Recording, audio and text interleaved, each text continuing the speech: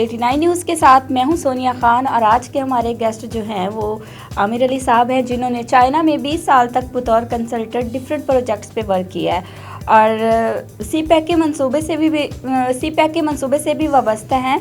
तो इस हवाले से सर से बात करते हैं। अस्सलाम वालेकुम सर। जी वालेकुम सलाम। थैंक यू मिस सोनिया, आपने मुझे 89 चैनल पे वेलकम किया and I am very proud to be here. Thank you sir, आपने वक्त निकाला हमारे प्रोग्राम के लिए, thank you so much. Sir मेरा सबसे पहला आपसे क्वेश्चन ये है कि सी पैक के मंसूबे के हमें समरात कब तक नज़र आएंगे, क्योंकि बहुत टाइम हो गया वेट करते हुए। सी पैक को is not a project like that we can make it complete within few years also, but it's a wider subject, it's a big project and it's a ongoing project. आप ये नहीं कह सकते कि CPEC 2025 में it can be completed in 2025 or 2020, but once it started it will continue and it will continue with the help of the Chinese investors who will come over to Pakistan to invest. उसके लिए हम कभी ये नहीं कह सकते। पहला phase था सीपैक का, that was related to infrastructure, second phase is a joint venture and the third phase will start which we are still not ready. Actually तो हम दूसरे फेज के लिए भी रेडी नहीं है, that is a transfer of technology. So अगर हमें अपनी डिपेंडेंसी को दुनिया पे कम करना है, हमें अपनी एक्सपोर्ट्स बढ़ानी है, हमें एक्सपोर्ट ओरिएंटेड कंट्री बनना है, तो we have to work within the lines and that lines I can draw that CPEC is one game changer. हमेशा हमारे बहुत सारे एंकर्स, हमारे बहुत सारे पॉलिटिशियंस ये कह देते हैं CPEC is a game changer, but sometime I must say even they don't know it's a game changer like what. They have to understand it. Even our trade bodies, they have a very little knowledge about CPEC. तो CPEC पे कोई think tanks भी नहीं है। सो Sonia, I feel कि हमें पहले खुद समझना पड़ेगा कि what is a CPEC, then we can explain the public. बिल्कुल ऐसे ही है। अच्छा सर, मुझे ये बताएं कि पाकिस्तान और चाइना के जो ताल्लुकात हैं, आप इनको कैसे देखते हैं? देखिए, चाइना और पाकिस्तान के ताल्लुकात अच्छे होने की कई वजूहत हैं। अब पूरी दुनिया में एक चीज़ याद रखिएगा कि उस मुल्क के ताल्लुकात बहुत अच्छे होते हैं कि जिसके साथ आपके जो हैं वो कंसर्न होते हैं फॉरेन अफेयर्स के। आप फॉरेन अफेयर्स में अगर एक पेज पे हैं ना, तो इसका मतलब ये है कि उस कंट्री के और आपके इंटरेस्ट सेम है। तो Pakistan is one of the lucky country कि पाकिस्तान के बॉर्डर जिस भी मुल्क के साथ शेयर होते हैं उसके साथ कोई ना कोई डिस्प्यूट है। And same is with China. China का सिवाय नॉर्थ कोरिया और अगर आप साउथ वेस्ट में आए तो पाकिस्तान, ये दो बॉर्डर हैं जहाँ पे उनका कोई डिस्प्यूट नहीं है। Otherwise they are facing small disputes, जिन्हें वो सेटल करने की कोशिश कर रहे हैं।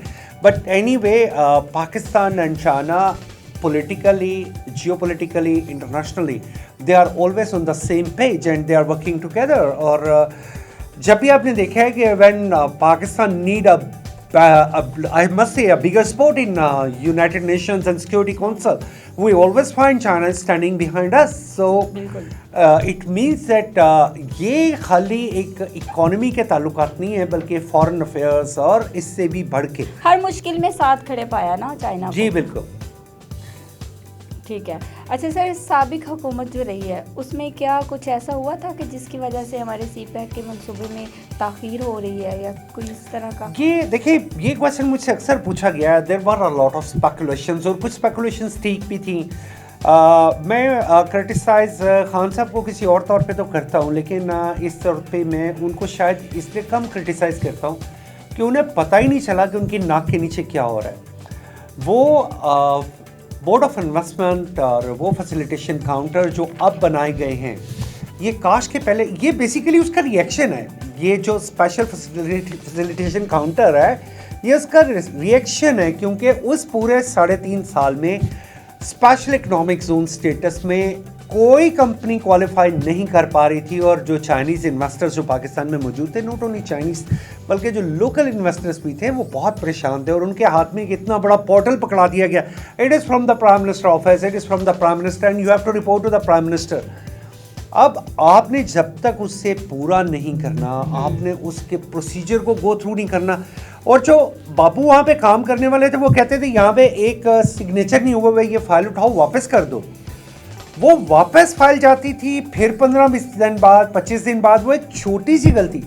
मैंने तब भी बात की थी हमारे बोर्ड ऑफ इन्वेस्टमेंट से, उनकी सेक्रेटरी थी, मैंने उन्हें कहा था you have to bring a set mark, जिसको हम ये समझें कि ये एक पैरामीटर है, यार्ड स्टिक है, हमने इसे फॉलो करना है और उसी को फॉलो करते हुए हम कंप्लीट कर लें, बजाय इसके कि आप हर दफ़ा एक छोटी सी ऑब्जेक्शन लगाते हैं, उसके बाद उसे फिर वापस भेज देते हैं। तो फिर ईज ऑफ डूइंग बिजनेस कहाँ था? तो इस दौरान मैं समझता हूँ कि there were a lot of problems that Chinese they really face, especially why I talk about Chinese. ये बात याद रखिएगा कि पाकिस्तान में अभी भी जो फॉरेन इन्वेस्टमेंट अभी तक आई है in shape of foreign investment, ये बेसिकली चाइना से ही आई है। इसका बहुत कम पोर्शन ऐसा है जो किसी और, चाइना के अलावा भी स्पेकुलेटेड है फ्रॉम अरब कंट्रीज और some investment from Turkey in the past, but the fact is the investment being to Pakistan is mainly made by Chinese. ठीक है, thank you sir. Sir, geopolitical Ibrahim Raisi के दौरे को आप किस तरह ऑब्जर्व करते हैं?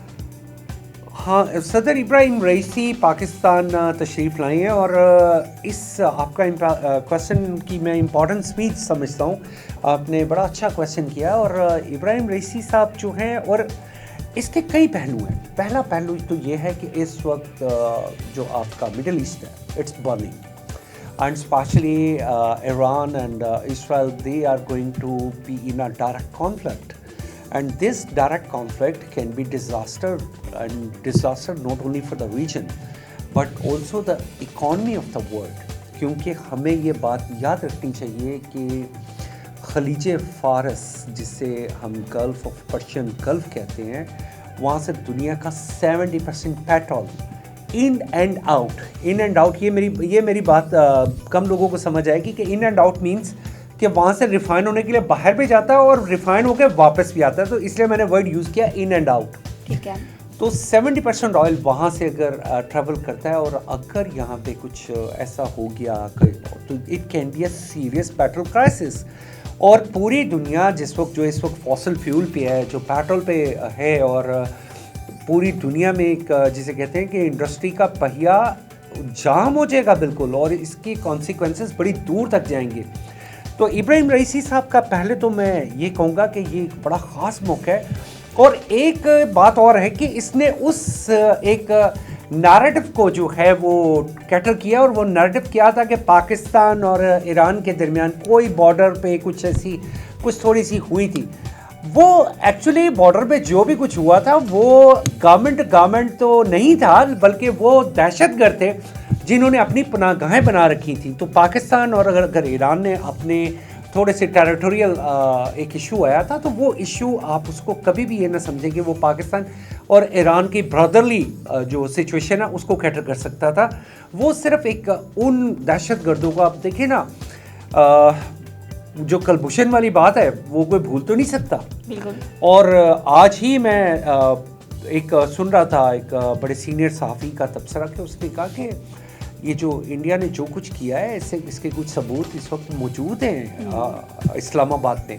ठीक है। तो मैं उनकी इस कैटेगरी के लिए मैं समझता हूँ कि वो बड़े क्रेडिबल हैं, और वो जो कह रहे होंगे बिल्कुल ठीक कह रहे होंगे। सर, मुल्की हालात जैसे चल रहे हैं, एक पॉइंट मैं यहाँ पे रेस करना चाहूँगी। मुल्की हालात जैसे चल रहे हैं, तो उसमें इब्राहिम रईसी के दौरे के बारे में आप क्या कहेंगे? क्योंकि हालात बड़ी क्रिटिकल सूरत हाल है ना। आप ना इस क्वेश्चन को अगर मैं थोड़ा सा कन्वर्ट करूं तो मैं इस साइड पे ले जाऊंगा कि इब्राहिम रईसी जो पाकिस्तान आए हैं, और पाकिस्तान के साथ उनका जो नए एग्रीमेंट हो रहे हैं, और इब्राहिम रईसी ने कहा है कि we are going to invest something like more than $10 billion in Pakistan for different projects. अच्छा, अब असल बात यह है कि ये पेमेंट किस सूरत में पाकिस्तान आएगी, क्योंकि इंटरनेशनली तो ईरान जो है उसको आइसोलेट कर दिया गया, और उसके बैंक्स की क्रेडिबिलिटी ये नहीं है कि वो पाकिस्तान को डायरेक्टली पेमेंट ट्रांसफ़र कर सके। तो मेरा ये ख्याल है कि कोई जॉइंट ग्रुप बनेगा, काइंड ऑफ कोई ऐसी एक जॉइंट कंपनी बनेगी, जैसा CPEC जैसी अथॉरिटी कोई बनेगी, और उसमें वो इन्वेस्टमेंट जो पाकिस्तान में कन्वर्ट होगी, ये स्टेज बाय स्टेज होगी for different kind of projects जो कि शायद पेट्रोकेमिकल से रिलेटेड हो सकते हैं।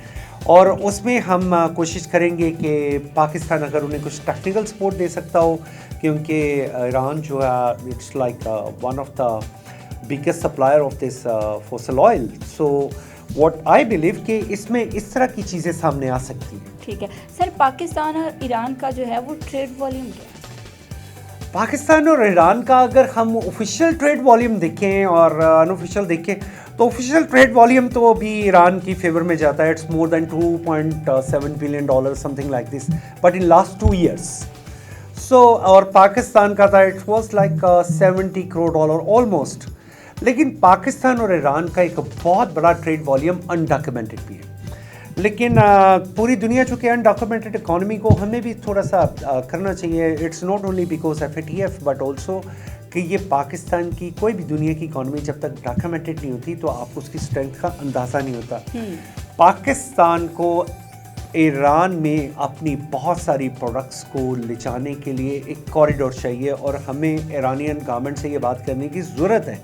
Pakistan have a lot of areas and that is called a gray area for Iran, like where we can depend on major exports from Pakistan to Iran. और एक मेरी suggestion है, this is a very wise suggestion from me to the government. अगर Iran को पाकिस्तान में कुछ payments transfer करने में या कुछ इस तरह की प्रॉब्लम्स पेश आती हैं, पाकिस्तान को भी आती हैं, तो आप पाकिस्तान गवर्नमेंट एक उनके साथ एक बार्टर ट्रेड एग्रीमेंट कर सकती है अगेंस्ट द गैस पाइपलाइन. और मैं मिस सोनिया अपनी ऑब्जर्वेशन दे रहा हूँ. एक चीज़ तो इस्टेब्लिश है कि अगर ये गैस पाइपलाइन बनती है तो ये सिर्फ पाकिस्तान तक नहीं आएगी बल्कि इसमें इंडिया भी शामिल होगा. ठीक है. और अगर इंडिया भी शामिल होगा तो इसके साथ साथ ये मेरी बड़ी ऑब्जर्वेशन नहीं है, मेरी बड़ी पक्की राय है कि ये चाइना भी इसमें शामिल होगा. तो वेयर बाय दिस ये जो पाइपलाइन है you may earn something like $2 billion to $4 billion annually just for a transit. आप इतने पैसे एक ट्रांसिट से अगर कमा सकते हैं तो आपको ये काम करने में कोई खर्च नहीं होना चाहिए. और दुनिया के बहुत से ममालिक ने इंक्लूडिंग इंडिया, इन्होंने परमिशन अमेरिका से एक सर्टन रखा हुआ. अमेरिका ने ऑल्डो सैंक्शंस हैं, UN की सैंक्शंस हैं ईरान पे, सब कुछ है, लेकिन उसके बावजूद दुनिया उनसे ट्रेड कर रही है और अमेरिका उसको किसी हद तक कंट्रोल करता है. बट ये नहीं है कि हम अपने जो कंट्री के जो मैटर्स हैं उनको आउटराइट कर दें. ऐसा नहीं होना चाहिए. Iran is our neighbour, is our brother country and we have a very good relations with Iran also, and I always want to condemn that terrorist attack made by the terrorists even in Pakistan or Iran. ठीक है sir. 20 साल तक आप China में रहे, बतौर consultant work किया, कैसा एक्सपीरियंस रहा?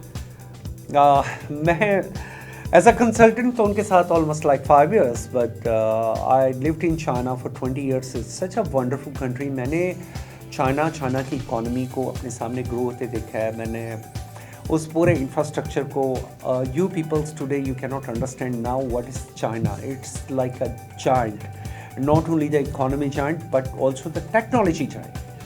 चाइना ने सारी दुनिया को वेलकम किया. अब मैं यहाँ पे बैठ के एक ऐसी बात करूँगा कि शायद किसी को ये पसंद ना आए. मैंने एक दफ़ा सर्वे किया कि चाइना में 150,000 1.5 लाख जापानीज कंपनीज रजिस्टर्ड थी. और वो जापानीज कंपनीज चाइना में क्या कर रही थी? Some were trading, some were for like technology business and some were for the major business. उसमें बड़ी से बनी Toyota, Canon, Mitsubishi, whatever you name the company.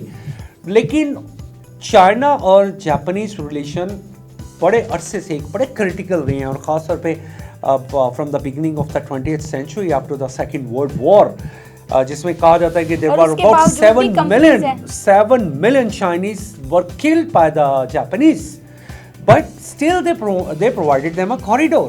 तो उन्हें कॉरिडोर प्रोवाइड करके उन्होंने क्या किया है कि अपनी आज चाइना की इकॉनमी को यहाँ पे लाने में, उनकी टेक्नोलॉजी को यहाँ तक पहुँचाने में जापानीज़ का एक करैक्टर है और अच्छा खासा करैक्टर है. मैं आपको कई एग्जांपल्स दे सकता हूँ. Like company like Panasonic, LG, Hitachi, they are officially partner with the China government, not privately. ठीक है. China government have made them partner with them for different kind of projects. For what? To transfer the technology from their country to Pakistan, to China.